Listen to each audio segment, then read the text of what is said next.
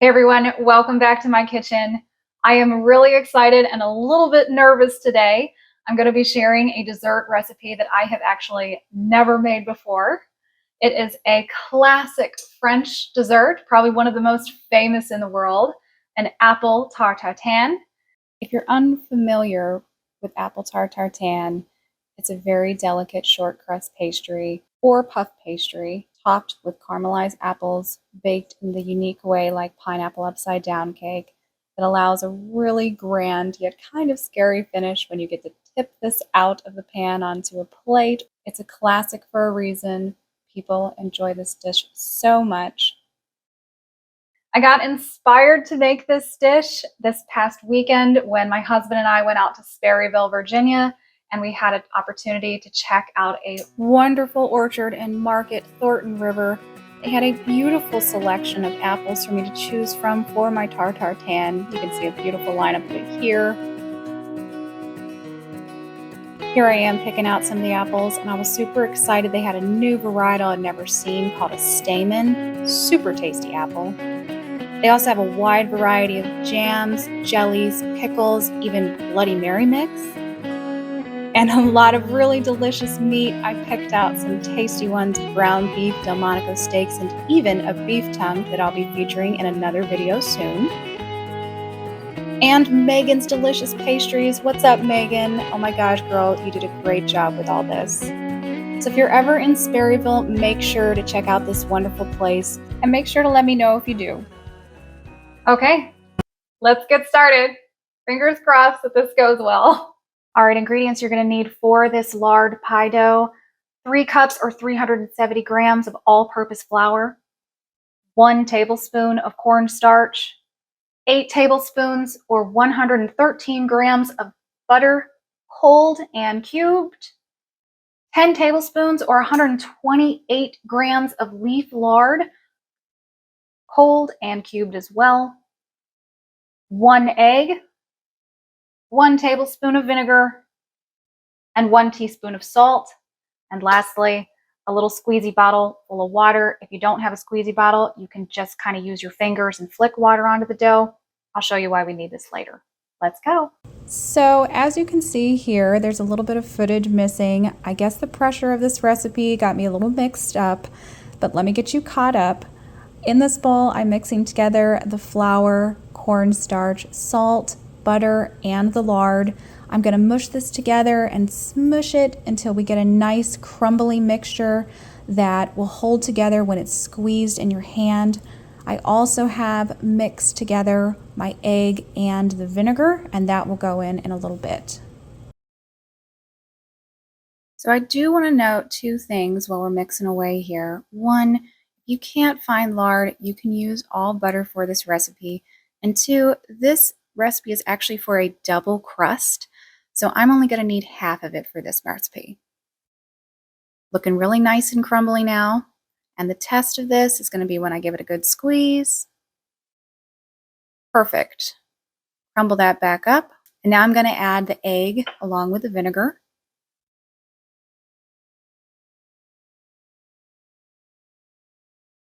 And I'm going to use the fork to mix this up because I don't want to keep smushing it so much, as I want to kind of toss it and evenly distribute the egg and the vinegar throughout this dough. All right, now for what we needed this squirty bottle for. You don't want to add a whole lot of liquid to this, so a squirt bottle really helps you distribute liquid through it without oversaturating any one point with water. I just needed probably about 10 squirts altogether, and I got my hands back in it just so I could feel the consistency. As soon as the dough pulls together, you know you have enough water in it and your dough is good to go. Perfect. Now I'm going to separate this, press the 2 balls into discs, wrap them up. One's going to go into the freezer for later, and one's going to go into the fridge for my tartan.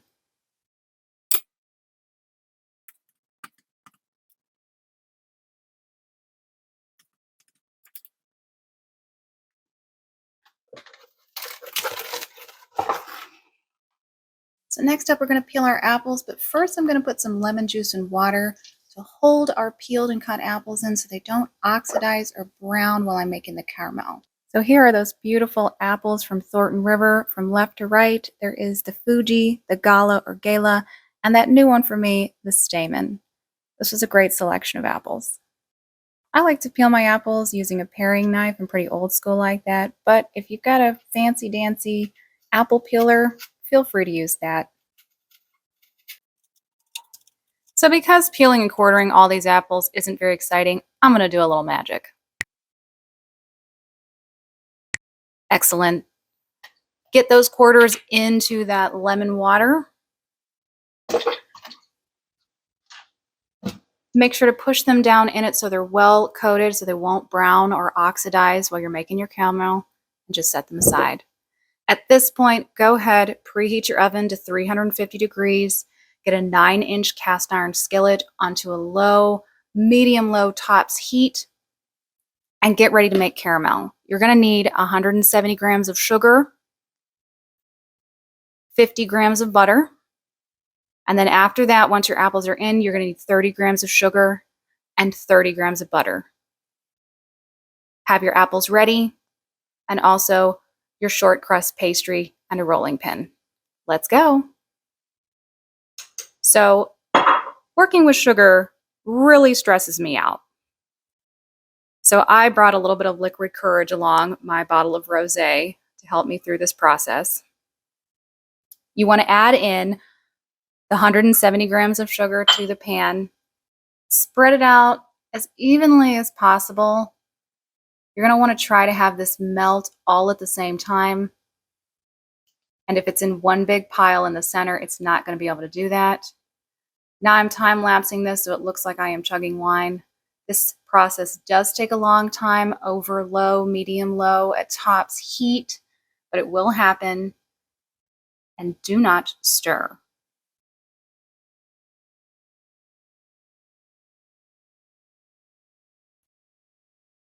Once I saw this start breaking through and I could smell this really toasty, caramely smell, I decided to stir mine. Now, pastry experts out there, you might disagree with me, but my sugar did not crystallize. It was fine. I don't know if I just got lucky, but my caramel came out pretty much perfect. So you want to make sure that it's really well incorporated, and then you're going to add the 50 grams of butter. It's going to make some excellent sizzling noises. My favorite things. And then you're going to continue to stir that in and get it pretty well incorporated. I didn't manage to get it 100%. I'd say I'd give it about 85. And now put your apples in, round side down to start. And be very careful doing this because that caramel is molten hot and will burn you extremely badly. To be really safe, you can do this with tongs, but I'm a risk taker and I just did it with my hands. After you have one layer of apples down, go ahead and put the other apples inside down or rounded side up. At this point, I kind of knew that my pan was not going to be the right size, and my stress level went through the roof, but I got this far and had to continue. So I topped off with my 30 grams of sugar and then sprinkled on top the 30 grams of butter.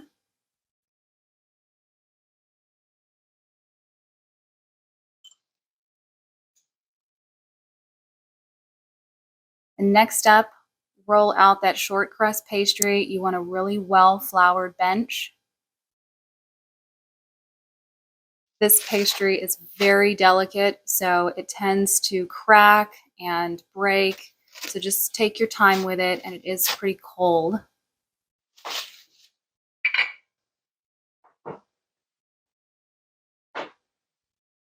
Nice amount of flour on the top. I tried to roll this out and realized it's still too cold, so I had to give it a couple whacks. The most important thing with a pastry like this, especially one that is so buttery, is that you need to keep it moving on the bench or it's going to stick in the center. I refloured. Don't be scared to use more flour. And you want to roll it out to where it's looking a little bit larger than your pan. Gently roll this dough up onto your pastry roller or your rolling pin, and then roll it out over the top of your cast iron skillet. All these edges, tuck them down into the sides. You don't want to fold them over. You actually want to tuck them down into the side of the pan. That's going to help create a barrier and stop that caramel from leaking out.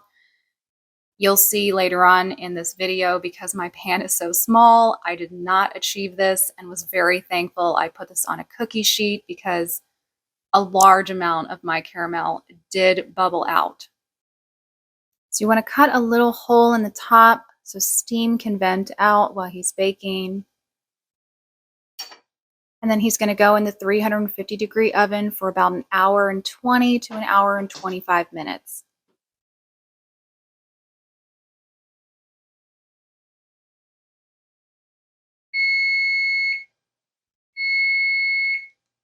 All right, all done. Mine took an hour and 25. Take a look. Goodness, there is all my delicious caramel. Now, he's going to sit for about 10 minutes, and the moment of truth is going to happen. We're going to flip him out of the pan. All right, the big moment has arrived. My heart is pounding. It's been about 10 minutes. I have already lined up one of my largest plates to this cast iron skillet and realized that they're the same circumference. And because there is so much very hot caramel in this pan, I cannot flip this out onto one of my plates. So I am just going to flip it out onto a large cookie sheet that's got some foil in it. It's kind of okay because there is so much caramel that it's just going to kind of run all over the place anyway. So when you do this, be very careful. Again, I just told you there's a lot of really hot caramel in here. It is delicious, but it's hot and it's sugar and it'll stick to you and it'll stick to you and be really hot. Burn the bejesus out of you. So let's see if I can do this without going to the ER tonight and just end up enjoying dessert rather than an ER trip. Okay. So I'll put this down first. Now, this handle is warm, but not super hot. You want to hold firm and you're going to want to flip it quick. That's heavy. Hopefully it's going to drop out. It's kind of doing it. Oh God, please drop. Very scary.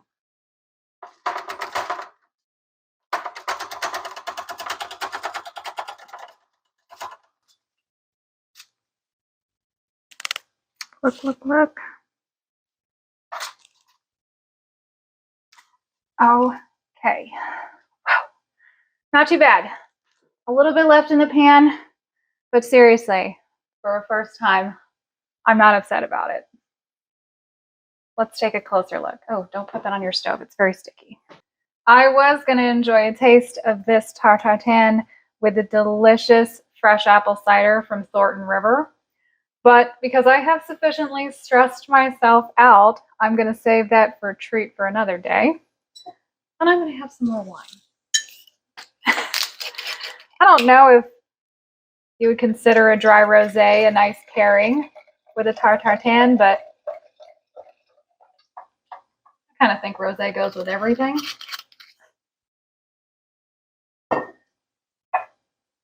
Cheers.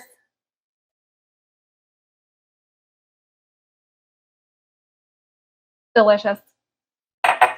Let's get to it. This looks nice corner. Apples are so tender. It is still warm. I probably messed up by not getting ice cream. Thornton River does have ice cream at it as well, so I should have definitely gotten some of that. Look at this. Oh my gosh. Oh my gosh. The apples are so incredibly tender. Oh, so good.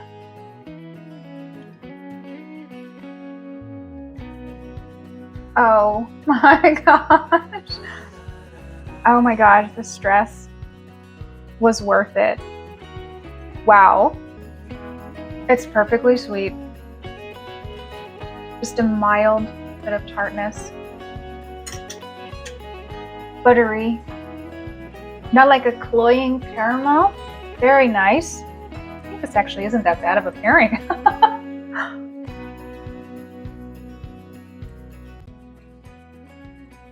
It's unbelievable. I get why this is one of the most famous dishes. Oh my gosh. It's a terrifying dish to make when you haven't made it before. I mean, I've been cooking for years, decades now, but this was intimidating for me. I will tell you, it is worth every little bit of stress that it can cause. Please check it out. Try this recipe. If you have little fails like me, don't worry. If it comes out anything even remotely like this, you're going to enjoy it. Thanks so much. Bye-bye. Thanks so much for cooking with me today. Stay tuned for the next episode and don't forget to like and subscribe.